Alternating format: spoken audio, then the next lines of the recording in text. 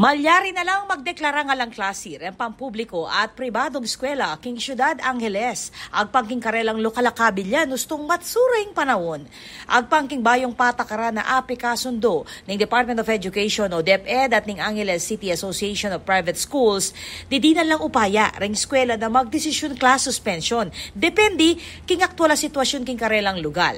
Kaya be mo naman king bayong guidelines sing pangayabe ng senior high school o ring grades 11 at 12 king class suspension ustong ing syudad makapailalam niya king tropical cyclone signal number 2. Orete ring batayan king class suspension. Ustong signal number 1 ing bagyo, suspended ing klase king kindergarten. Nung signal number 2 naman, suspendido ing klase iba't king kindergarten hanggang senior high school. At nung signal number 3 o patas naman, suspendido ing klase kareng hanggang level. Usto namang ating rainfall warning nung yellow, malyaring magdesisyon ng school head nung kailangan ng localized suspension.